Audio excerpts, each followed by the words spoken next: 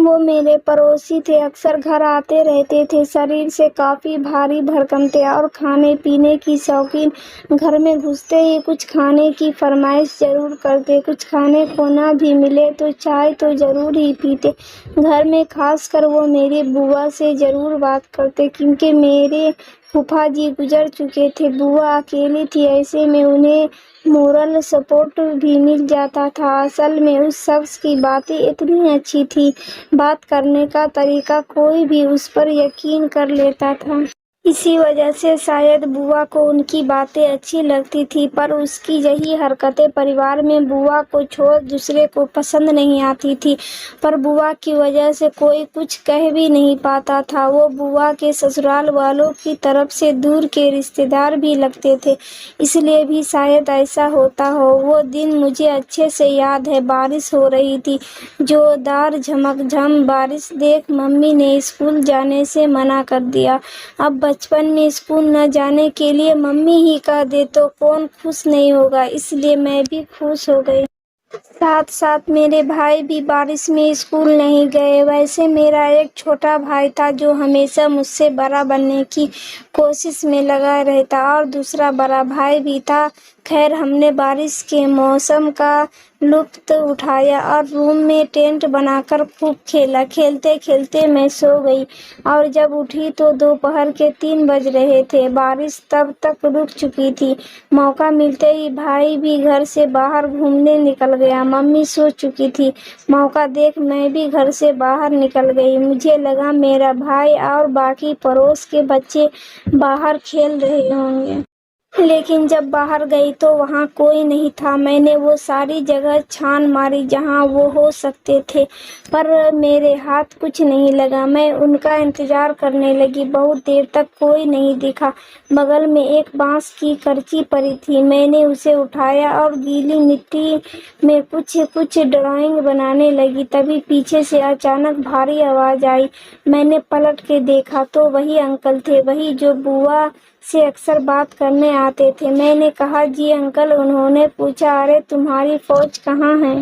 آج اکیلی کھیل رہی ہو؟ میں نے کہا، پتہ نہیں باقی لوگ کہاں چلے گئے ہیں۔ کیا آپ نے دیکھا وہ کہاں کھیل رہے ہیں؟ کہیں آپ کے گھر کی طرف والے میدان میں تو نہیں کھیل رہے؟ لیکن وہاں تو ممی نے جانے سے منع کیا ہے۔ انہوں نے میری باتوں کا جواب دیا، نہیں وہ وہاں نہیں ہیں، پر میں جانتا ہوں وہ کہاں کھیل رہے ہیں۔ میں نے کہا، سچ میں آپ جانتے ہیں وہ کہاں ہیں؟ اس انکل نے اپنی گردن ہلائی اور کہا، چلو میں لے چلتا ہوں، پر میں نے منع کر دیا۔ میرے گھر کے بغل میں ایک دکان تھی، وہ انکل وہیں جا کر بیٹھ گئے، دکان والے سے کچھ بات کرنے لگے۔ تھوڑی دیر بعد انہوں نے مجھے پھر آواز لگائی۔ میں ان کے پاس گئی، انہوں نے مجھے اپنی گود میں بٹھایا اور پھر کچھ بات کرنے لگے دکاندار سے۔ دھیرے دھیرے انہوں نے اپنا ہاتھ میرے فراک کے اوپر پھیرنا شروع کیا۔ وہ مجھے نیچے چھونے لگے۔ مجھے عجیب لگا، کچھ گندا بھی محسوس ہونے لگا۔ میں نے تھوڑا تیزی سے پیر ہلایا، پھر وہ سنبھل گئے۔ میں ان سے خود کو چھڑانے کی کوشش کرنے لگی، پر انہوں نے مجھے جانے نہیں دیا۔ کہنے لگے کہ ارے کیا ہوا تمہیں؟ ابھی تو تمہیں کھیلنے جانا تھا، چلو میں لے کر چلتا ہوں۔ پھر وہ دکاندار گپتا جی سے کچھ کہنے لگے۔ ٹھیک ہے میں چلتا ہوں، بچی کو کھیلنا ہے بھائیوں کے ساتھ۔ گپتا جی نے کچھ نہیں کہا، جیسے وہ جانتے ہو ساری چیزیں۔ میں اس انکل کے ساتھ نہیں جانا چاہتی تھی، پر انہوں نے مجھے زبردستی گود میں اٹھا لیا اور کہیں لے کر جانے لگے۔ میں نے ان کو منع کیا، پر انہوں نے میری بات نہیں سنی۔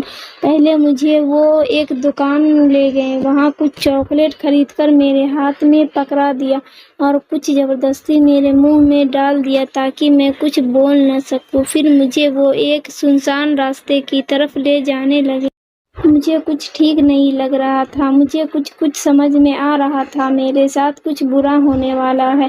چلتے چلتے وہ مجھے آم کے باغیچے تک لے گئے اور وہاں زبردستی مجھے چومنے کی کوشش کرنے لگے۔ میں نے اپنا منہ گھما لیا اور ضد کرنے لگی، مجھے گھر جانا ہے۔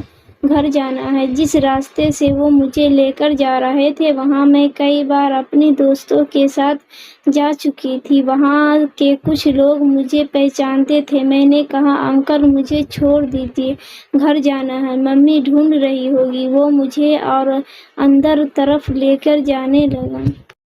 مانو جیسے اس دن اس نے طے کر لیا تھا کہ وہ اپنی گندی منشا کو پوری کر کے رہے گا۔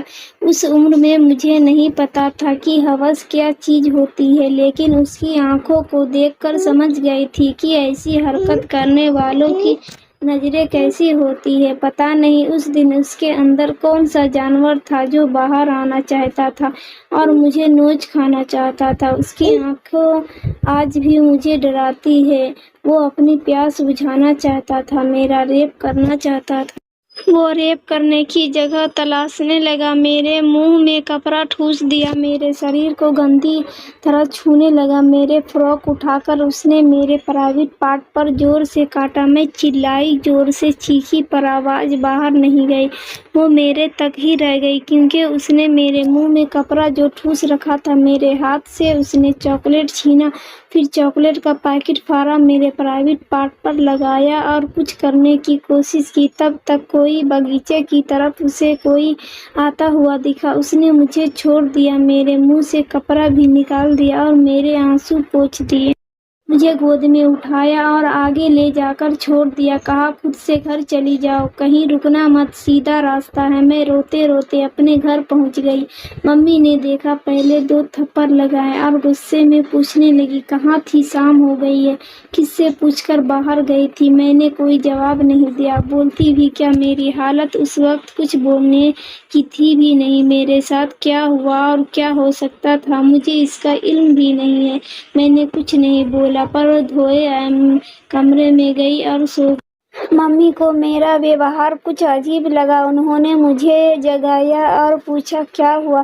میں نے کچھ نہیں بولا۔ کئی مہینے بیت گئے، میں نے اپنی بات کسی کو بھی نہیں بتائی۔ میرے ساتھ کیا ہوا ہے، میں کسی چیز سے گزر رہی ہوں، میں کیا محسوس کرتی ہوں، ہر روز کسی درد سے گزر رہی ہوں۔ کیا میری عمر اتنی تھی کہ میں درد کو چھپا پاتی؟ صرف 8 سال کی تھی، صرف 8 سال۔ کیا سچ میں بتا پانا اتنا مشکل ہوتا؟ بچپن میں ہی میں نے کیسے یہ طے کر لیا کہ میرے ساتھ جو ہوا اس میں میری غلطی تھی؟ میرے ساتھ بالکل ٹھیک ہوا۔ اور تو اور اس گھٹنا کے بعد مجھے لگتا تھا میں ایک گندی لڑکی ہوں۔ یہ گندی لڑکی کیا ہوتی ہے؟ یہ سب میرے دماغ میں آیا کہاں سے؟ میں 14 سالوں سے اس حادثے کو اپنے اندر کیوں دبائے ہوں؟